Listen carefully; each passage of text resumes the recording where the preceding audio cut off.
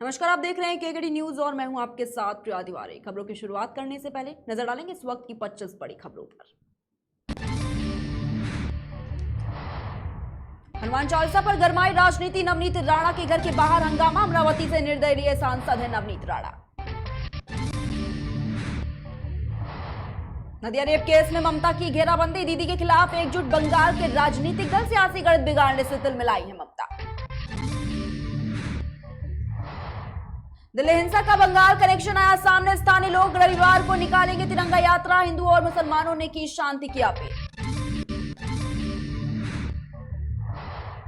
हिजाब विवाद पर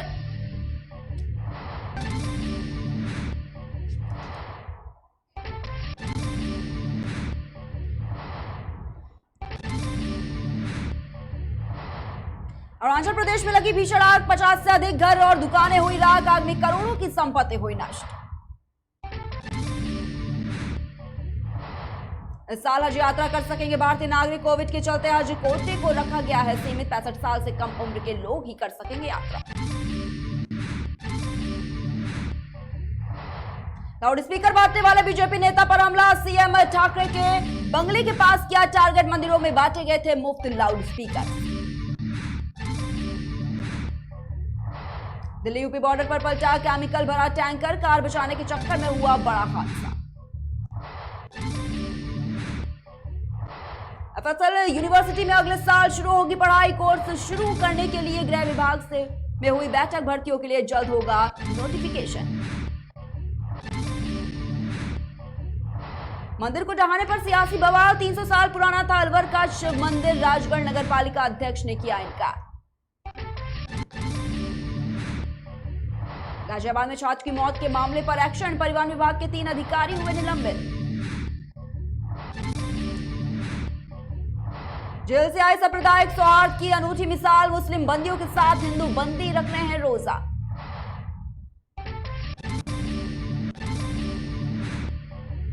गोरखनाथ मंदिर में सीएम की अपील का असर, धीमी हुई लाउड स्पीकर की आवाज। कोरोना का फिर बड़ा कहर, देश भर में तेजी से बढ़ रहे हैं कोरोना के मामले, बीते 24 घंटे में मिले 2527 नए केस।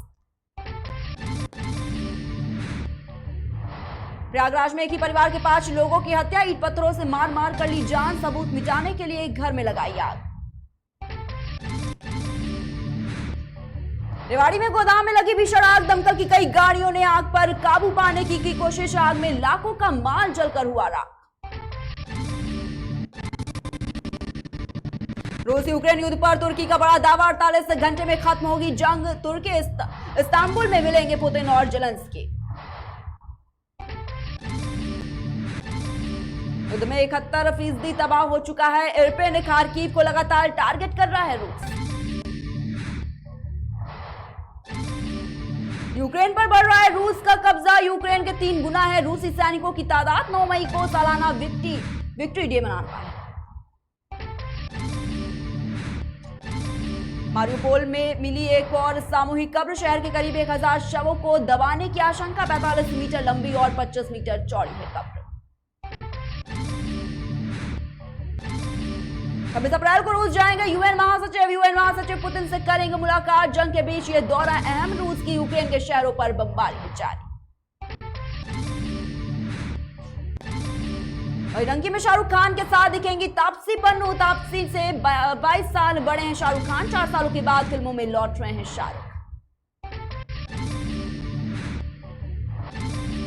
मनोज बाजपेयी का जन्मदिन आज, बेहतरीन फिल्मों से मनाया अपना नाम, कई राष्ट्रीय अवार्ड से नवाजे गए हैं मनोज। भूल भुलैया 2 में नजर आएंगी तब्बू ने शेयर किया अपना फर्स्ट लुक, 20 मई 2022 को रिलीज होगी भूल भुलैया 2, के आर आडवाणी ने भी शेयर किया फर्स्ट लुक। राजस्थान रॉयल्स ने दिल्ली कैपिटल्स को हराया, टेबल टॉपर बना राजस्थान रॉयल्स, जीत के लिए दिल्ली को बनाने थे 223 रन।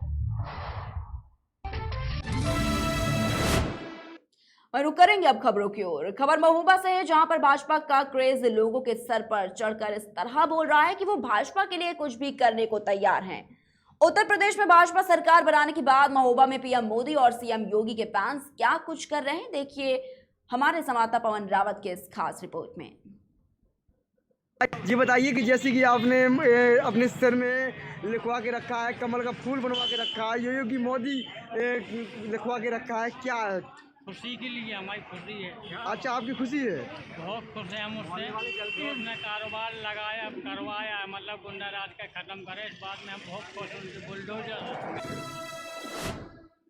खबर कुशीनगर से, जहां पर थाना नेबुआ नौरंगिया पुलिस टीम के द्वारा मुखबिर की सूचना पर चेकिंग के दौरान सफेद 4 से 59 पैकेटों में कुल 51 किलोग्राम अवैध गांजा बरामद किया गया है। साथ ही पुलिस ने 2 अभियुक्तों को भी गिरफ्तार किया है। आपको बता दें कि अवैध गांजे की कुल कीमत लगभग 9 लाख रुपए बताई जा रही है।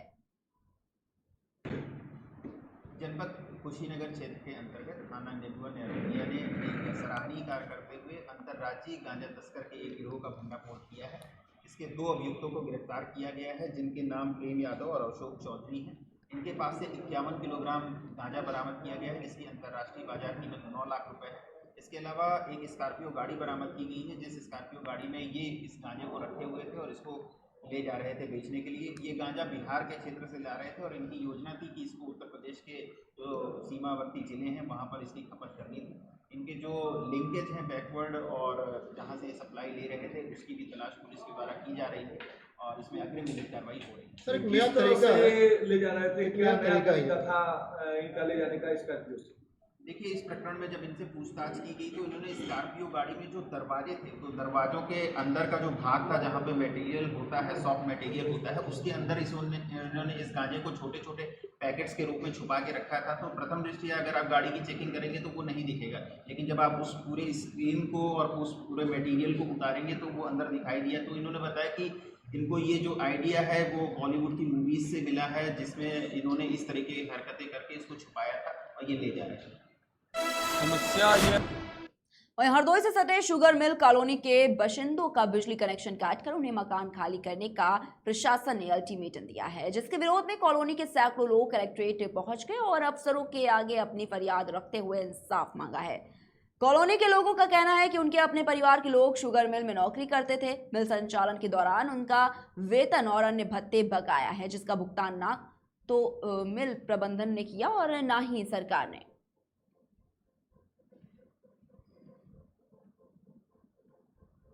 समस्या ये है सर कि शुगर मिल कॉलोनी में हम लोग रह रहे हैं और हम लोग 20-21 साल से हैं और जो वहाँ पर कार्यरत थे, जो काम करते थे, जो कर्मचारी वहाँ के थे, वो करीब 40 साल 45 साल से रहे। जो पैदा हुए बच्चे आज बड़े हो गए हैं। हम लोग रह रहे हैं। आज 2015 को करीब वहाँ बिजली कनेक्शन भी अस्थायी रूप से दिया गया था, जिसके बांड भरे गए हैं और सब सुचारू रूप से बिल जमा भी कर रहे हैं लोग। और आज अचानक बगैर बताए, बगैर सूचना दिए, बगैर कोई नोटिस के SDO साहब, जेई साहब, साथ में विजिलेंस की टीम आई और मीटर 3-4 लोगों का उखाड़ दी गई। जब तक पहुँचते तो मीटर उखाड़ दिया गया। बाद में जब बवाल हुआ तो वहाँ रोक दिया गया। फिर हम लोग से कहा गया कि जाइए आप लोग अपनी गुहार लगाइए।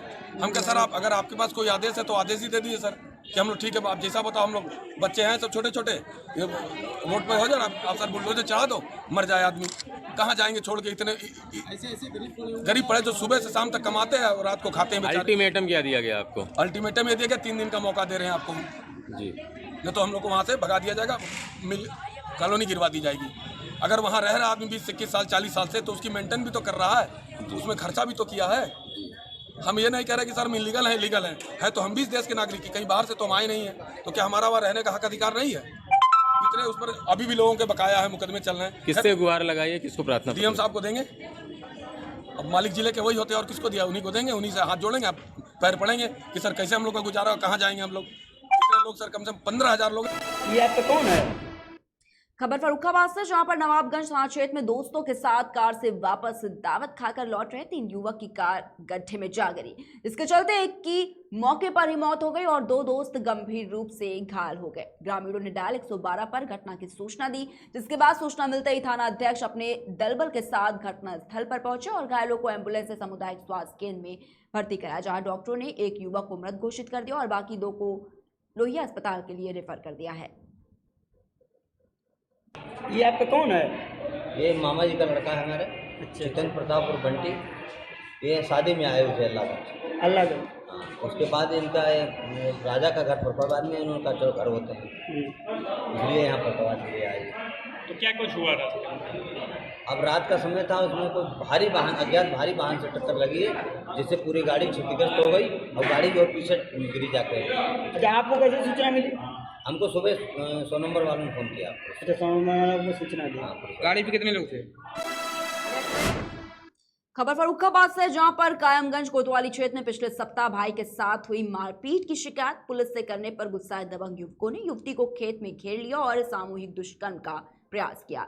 युवती की मां ने दबंगों पर दुष्कर्म करने का भी आरोप लगाया है, लेकिन पुलिस ने इस मामले में 4 युवकों के खिलाफ छेड़खानी का मुकदमा दर्ज किया है। आपको बता दें कि 14 अप्रैल को गांव के कुछ दबंगों ने पीड़िता के भाई से मारपीट की थी, इसमें उसके भाई का कान कट गया था और दबंगों ने पुलिस से शिकायत करने पर जान से मारने की धमकी दी थी।